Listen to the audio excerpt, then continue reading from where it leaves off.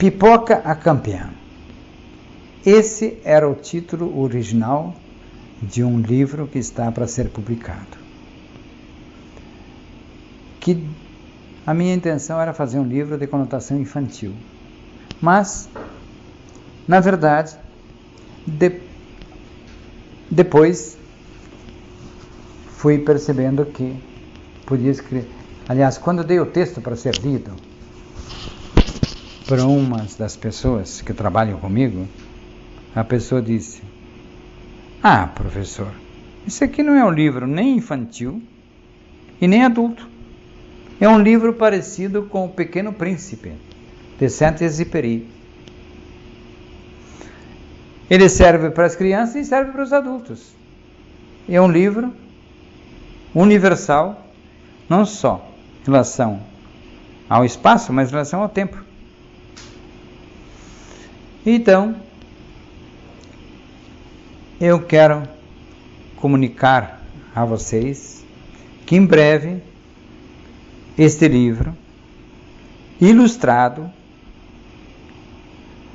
Coelhinha, Pipoca a Campeã, porque a coelhinha foi acrescentada por uma sugestão da minha esposa. Um dia eu falei do que eu estava fazendo e falei do título do livro.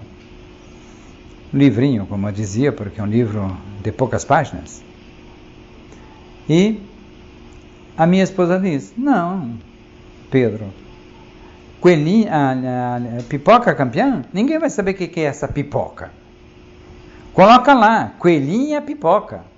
Aí fica muito mais bonito, fica muito mais direto, fica muito mais comunicativo." E eu acatei a sugestão da minha esposa e titulei o livro Coelhinha, Pipoca a Campeã. Esse livro foi idealizado em 2000. Eu sei que as ideias surgiram por ocasião das Olimpíadas. E percebi que no Brasil ainda se tinha poucos estímulos às crianças, aos jovens, para se prepararem para serem campeões desportivos, para prepararem-se para conquistar medalhas nas Olimpíadas futuras. Então, eu conto essa história da seguinte maneira. Essa história nasce, aliás, as pessoas insistem que eu tenho que fazer uma autobiografia, mas eu digo, todo livro é autobiográfico. Então esse livro surge os livros meus sempre surgem a partir de fatos reais, vividos por mim ou por pessoas que eu oriento, ou por pessoas que vivem comigo à minha volta, ou com as quais eu tenho contato. Os meus livros, todo mundo diz que eu tenho uma linguagem clara, comunicativa, etc., que todo mundo entende o que eu falo. Digo, mas é que eu falo a linguagem da vida. Eu sempre me fundamento em relação a fatos reais, que depois eu posso até enfeitá-los um pouco, posso qualificá-los em alguns aspectos, mas que de fato são livros que espelham a vida como ela é de fato, e buscando também sempre permitir que as pessoas percebam que a vida pode ser qualificada. Então, nessa ocasião, eu estava em casa, relaxando um pouco, quando me vem a ideia: vou fazer um livro infantil. E vou aproveitar as Olimpíadas para isso. Mas naqueles dias eu tinha vivido uma experiência com um taxista. O taxista me dizia que a filha dele, que agora tinha 6 anos, não conseguia evacuar direito. Ele já tinha já fazia 1 ano e meio por aí, que ele procurava ajuda médica. Depois ele foi buscar ajuda, inclusive, em pessoas de terapias chamadas uma hora alternativas, outras complementares, outras vezes com outros nomes. Mas também foi buscar ajuda lá de um curandeiro que dava xaropadas. E a filha dele agora, ele estava tremendamente decepcionado, um taxista que eu pegava frequentemente ele para meus transportes aqui em Florianópolis, meus transportes urbanos, e ele um dia entra no táxi, eu entro no táxi e eu vejo que ele está muito aborrecido. E eu pergunto a ele, o que aconteceu, amigo? Ele disse, eu não sei mais o que fazer com a minha filha. O que acontece com a sua filha? Minha filha não consegue evacuar direito. Às vezes fica 1 semana sem evacuar. Chega a ficar vermelha. E eu tenho buscado de tudo. Agora que ela passou uns 2, 3 meses bem, porque eu levei num curandeiro lá em cima da serra, lá perto de Lages, e durante 2 meses a minha filha evacuou quase que regularmente. E aí ele disse, então agora vamos fazer mais uma xaropada de mais 1 litro e que vai durar mais 1 mês. E depois nós consideramos que a sua filha vai estar curada. Bem, passados uns 2 meses ou 3 depois dessa data, que o curandeiro havia dito que com mais uma garrafada ela ficaria curada, a menina voltou a ficar trancada de novo. E aí, pergunta de cá e de lá com o taxista, eu percebi que a menina tinha nascido de parto difícil, muito difícil, e tinha medo de evacuar. O que a perturbava era medo. E esse medo fazia com que quando ela sentava no vaso, ou sentava no piniquinho lá, como se dizia, o trono da criança, ela ficava mal. Ela tinha medo. Bem, numa outra, aí eu passei para o taxista, que por acaso estava comigo, um exemplar do livro A Cura pela Imposição das Mãos, e dei para ele e disse, vai, hoje mesmo, se você puder, leva para casa o livro, pede para sua esposa ler o livro, e preste atenção no começo do livro, quando fala do consciente e subconsciente. Sua esposa, que gerou sua filha, ela que teve o parto difícil, passou para o subconsciente da sua filha a ideia de que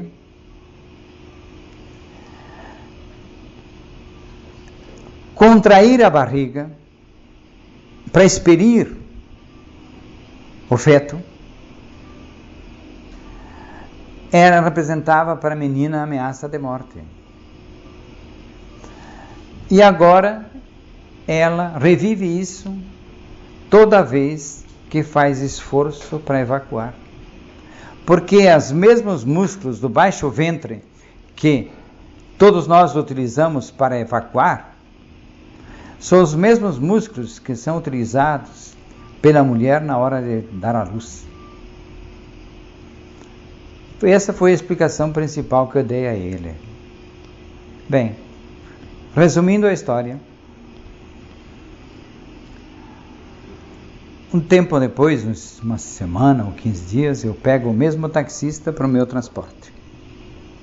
E pergunto a ele, como é que está?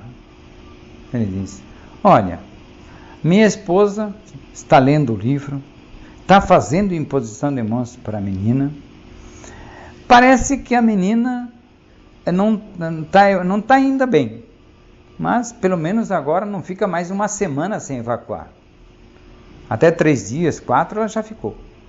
Mas a minha esposa conversa com ela, até aprendeu a fazer massagem na barriga dela, e diz que ela usa os pensamentos positivos que tem lá no livro, que ela vai ser capaz de evacuar direito, que ela vai se sentir bem, que ela vai se sentir cada vez mais feliz conforme o seu organismo funciona melhor, e assim por diante. Então,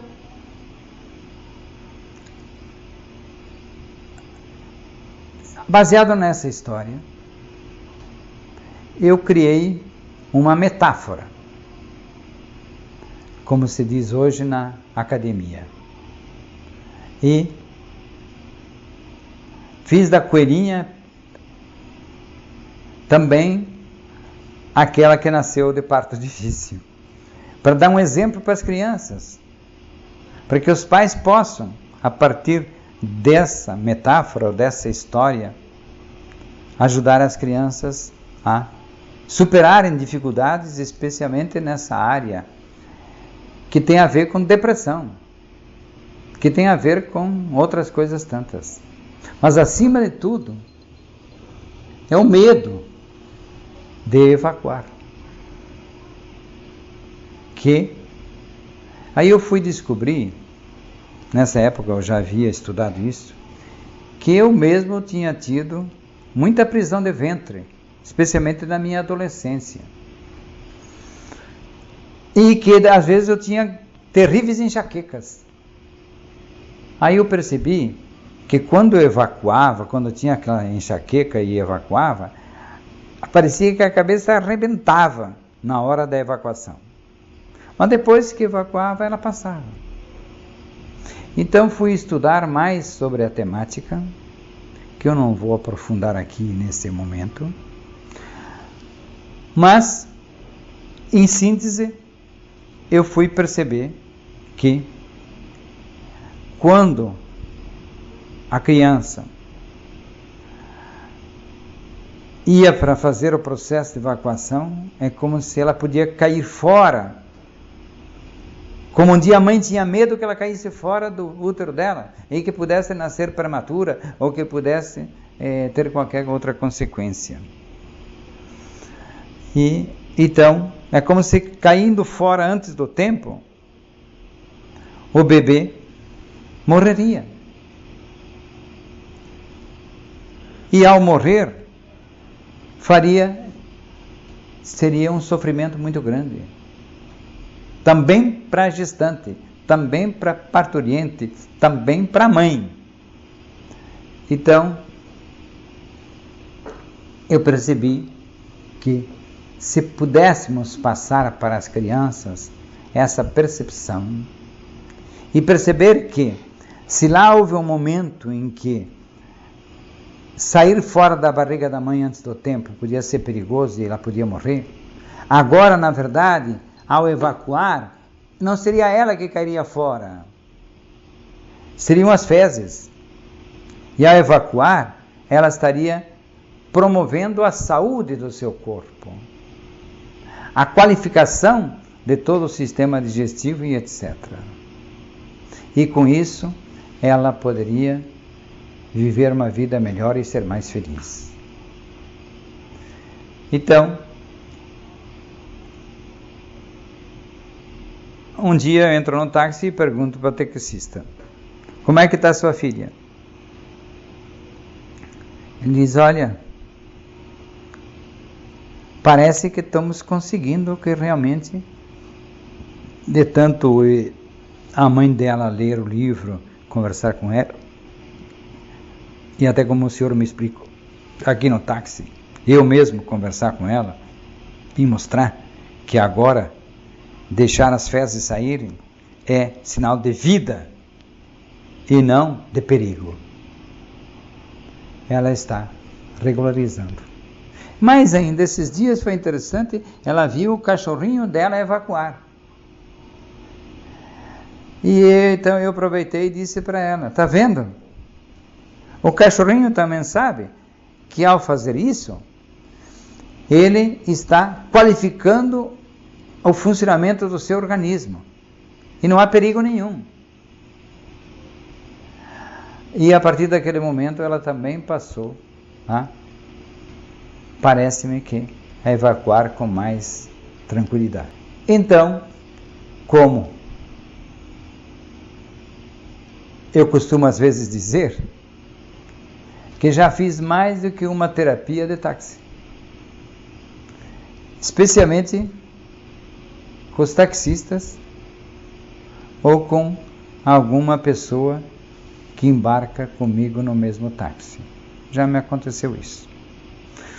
Então agora aqui no caso da pipoca campeã, eu fiz essa historinha da pipoca e ela também, ouvindo a história da menina que conseguiu evacuar direito, ela também evacua bem e passa a ficar tão feliz por ter conseguido regularizar o seu intestino e o seu processo de evacuação, que ela começa a correr pela casa, saltar, e depois ela, tanto a menina vai praticar esportes, a menina, pelo que eu me lembro, pelo que eu soube, ela se tornou jogadora de vôlei, e a coelhinha pipoca eu coloco ela a pular obstáculos, a fazer corrida com barras para saltar, saltando barreiras. E então a coelhinha vence. Mas depois tem toda uma outro complemento, que a menina não apenas qualificou a sua vida na área da saúde física, mas também qualificou a sua vida nas capacidades mentais e na sua inteligência, na sua criatividade e tudo mais. Então chega um certo dia que uma das coelhinhas olha lá pro jardim de infância, Coelhinho Feliz, e diz: o título do nosso jardim está errado. Diz: por que está errado o nome da sua escola? Primeiro porque aqui na nossa escola não é um jardim. É uma escola como qualquer outra. Nós aqui não temos flores plantadas em volta do jardim, da escola. E aí então os coelhinhos se põem a plantar flores para transformar realmente a sua escola numa espécie de jardim vivo, botando inclusive flores nas janelas e fazendo canteiros onde pudesse, para plantar flores. Depois alguém chega e diz: mas tem mais do que aí, batizaram a escola de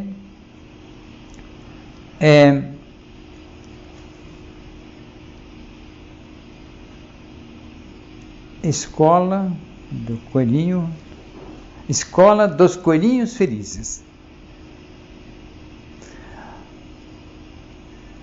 E finalmente recebe um nome definitivo, que é